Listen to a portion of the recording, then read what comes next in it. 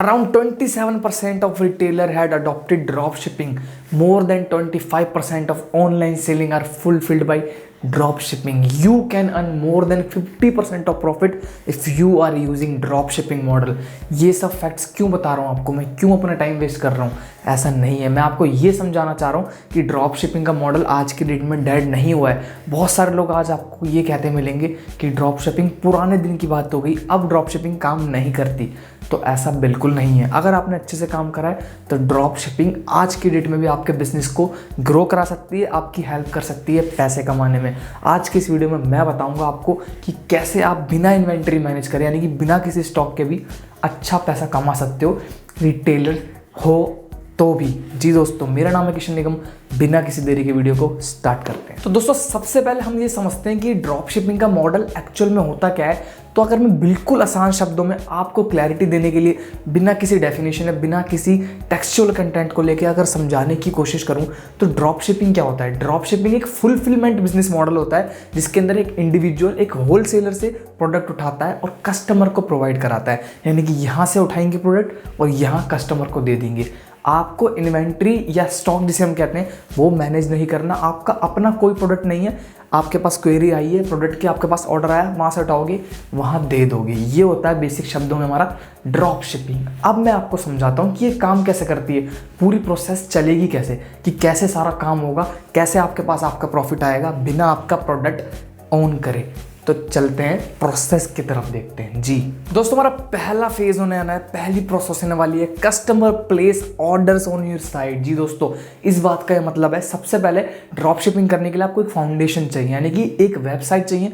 वो एक वेबसाइट भी हो सकती है, एक इंस्टाग्राम पेज भी हो सकता है और कोई व्हाट्सएप बिजनेस भी हो सकता है आज की डेट में। अब इस पे क्या होगा, आपका एक प्रोडक्ट का पूरा कैटलॉग बना होगा, पूरी लिस्टेड होंगे एक प्रोडक्ट कि आप क्या क्या सेल कर रहे हो, जो कि आप एक होलसेलर से उठा रहे हो, आपके अपने नहीं है। अब वो देख के उसकी आप मार्केटिंग करोगे अपने हिसाब से। वो देख के एक कस्टमर उस पर ऑर्डर प्लेस करेगा, वहाँ से परचेज करेगा। पहला स्टेप यहीं तक होगा।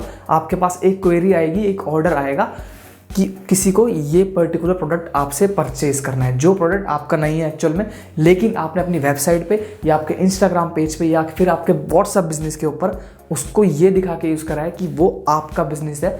यहाँ पर आपको पहले फेज़ के अंदर पहले प्रोसेस में एक ऑर्डर रिसीव करोगे आप। जी दोस्तों, पहले फेज में तो हमने ये बात कर ली कि आप एक ऑर्डर रिसीव करोगे। अब दूसरे फेज में क्या होगा, दूसरे फेज में your store will send the order to supplier. जी दोस्तों, अब आप क्या करोगे, जो आपने ऑर्डर रिसीव करा आप वही होलसेलर को दे दोगे कि भाई हमें पर्टिकुलर क्वांटिटी इस प्रोडक्ट की का ऑर्डर आया है और आपको ये देनी है। अब इसके अंदर क्या होगा, आपके पास जो ऑर्डर आया आपने सेम का सेम ऑर्डर आपके सप्लायर को यानी होलसेलर को, जहाँ से आप डील कर रहे हो, जिनके प्रोडक्ट आप शो कर रहे हो, उनको भेज दोगे कि हमारे पास इतने प्रोडक्ट की इतनी क्वांटिटी की ये प्रोडक्ट है, इसकी रिक्वायरमेंट आई है। सेकंड फेज तक सिर्फ यहाँ तक रहेगी बात। फर्स्ट फेज में हुआ था कि आपने ऑर्डर रिसीव करा था।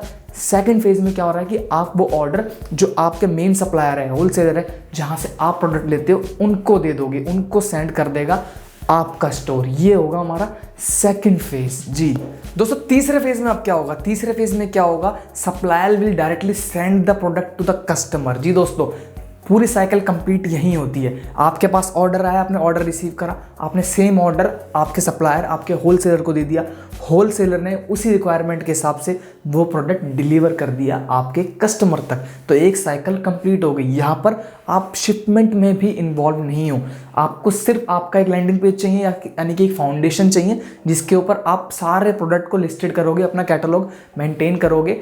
इन्वेंट्री आपको मेंटेन नहीं करनी है, शिपमेंट आपकी रिस्पॉन्सिबिलिटी नहीं है। थर्ड पार्टी जो है, यानी कि जो आपका सप्लायर है, जो आपका होलसेलर है, वो सब कुछ मैनेज कर लेगा। थर्ड फेज में, फर्स्ट फेज में आपने ऑर्डर रिसीव करा, सेकंड फेज के अंदर आपने सेम ऑर्डर प्लेस कर दिया आपके होलसेलर के पास, एंड थर्ड फेज में होलसेलर ने उसी क्वांटिटी को जो प्रोडक्ट की रिक्वायरमेंट थी उसके हिसाब से प्रोडक्ट डिलीवर कर दिया कस्टमर को। यानी कि एक कंप्लीट साइकिल हो गई first, second and third process के साथ थर्ड फेज में। अब सबसे इंपॉर्टेंट बात क्या आती है, सबसे इंपॉर्टेंट जो आप भी सोच रहे हो वो है प्रॉफिट। प्रॉफिट कहाँ से आएगा, तो फोर्थ फेज में हम बात करते हैं प्रॉफिट की। अब प्रॉफिट सबसे बड़ा मेंटेन क्या होता है, अब प्रॉफिट की डीलिंग कुछ इस हिसाब से होती है। आपने एक प्रोडक्ट की कीमत आपकी फाउंडेशन यानी आपके बेस आपकी वेबसाइट पे यानी इंस्टाग्राम पेज पे किसी पे भी रखी है 50 रुपये, लेकिन आपको होलसेलर ने वो प्रोडक्ट सेल करा था 10 रुपये का। आप इस बात को समझिए, आपको 10 का मिला, आपने 50 रुपये उसका रेट रखा। अब कोई आपकी वेबसाइट पे आएगा, वो प्रोडक्ट 50 रुपये का परचेज करेगा और आपने कितने का परचेज करा था होलसेलर से? 10 रुपये का, यानी कि 40 रुपये का मार्जिन आ रहा है। इसके अंदर आप एक कॉस्टिंग और जोड़ लीजिए, आपने मार्केटिंग करी है, आपने डिजिटल मार्केटिंग का यूज़ करा है या फिर आपने कन्वेंशनल मार्केटिंग भी यूज़ करी है ना। 10 रुपये कॉस्ट मान के चलता हूँ एग्जाम्पल के तौर पे, यानी कि आपने 10 का खुद परचेज करा, 10 रुपये की आपकी कॉस्टिंग हो गई, यानी कि 20 रुपये आपका टोटल खर्चा आया और आपने प्रोडक्ट सेल कितने का करा है? 50 रुपये का, यानी कि 30 रुपये का आपका बेसिक सा प्रॉफिट मार्जिन निकल के आता है ड्रॉप शिपिंग के अंदर से।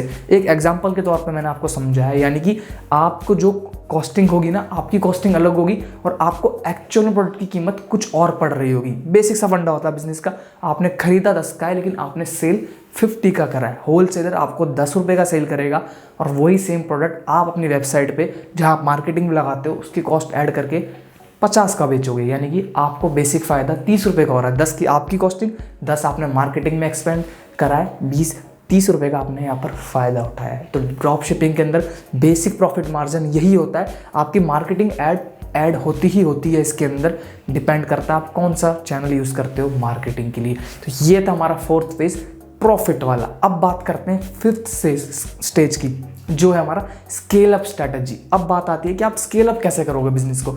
आपने प्रॉफिट कमा लिया, अब इस बात को समझिए, बिजनेस को स्केल अप करने के लिए ना डिपेंड करता है आप स्ट्रैटेजी कौन सी यूज़ करते हो। ड्रॉप शिपिंग मॉडल खराब नहीं है, डिपेंड करता है आपका निश कौन सा, आप किस निश में काम कर रहे हो। एग्जांपल देता हूँ, अगर आपकी क्लोथिंग चेन है, इंस्टाग्राम पे आपने n नंबर ऑफ चैनल देखे होंगे, आज की डेट में पेजेस देखे होंगे जो कपड़े बेचते हैं, जूते सेल करते हैं, मोबाइल एसेसरीज सेल करते हैं, तो क्या वो प्रॉफिट नहीं कमा रहे? वो बहुत अच्छा प्रॉफिट कमा रहे हैं। डिपेंड करता है कि आप डील किस एरिया में करते हो। वो भी ये करते हैं, आपको क्या लग रहा है सब इन्वेंट्री मैनेज कर रहे हैं? कोई इन्वेंट्री मैनेज नहीं कर रहा। उसमें से 90% जो पेजेस हैं वो यही करते हैं, आपसे ऑर्डर रिसीव करते हैं, हमसे ऑर्डर रिसीव करते हैं और सेम ऑर्डर होलसेलर के पास जाके प्लेस कर देते हैं और होलसेलर डिलीवर भी कर देता है। तो ड्रॉप शिपिंग का मॉडल यहाँ भी काम कर रहा है। 5th स्टेज में आपको यही देखना है कि आपको बिजनेस को स्केल अप कैसे करना है, कैसे कॉन्टिन्यूसली रिक्योरिंग पैसे अर्न कर रहे हैं, प्रॉफिट कमाना है। वो डिपेंड करता है आप मार्केटिंग स्ट्रेटेजी क्या यूज़ करते हो आज की डेट में। जी दोस्तों, तो गाइज आई होप अब आपको क्लियर होगा कि ड्रॉप शिपिंग मॉडल एक्चुअल में काम कैसे करता है। अगर आपको समझ आया है तो प्लीज़ वीडियो को लाइक कर दो, वीडियो को शेयर कर दो, वीडियो पे कमेंट कर दो, चैनल को सब्सक्राइब कर दो, बेल आइकन प्रेस कर दो। मिलते हैं अगली वीडियो में। Thank you so much.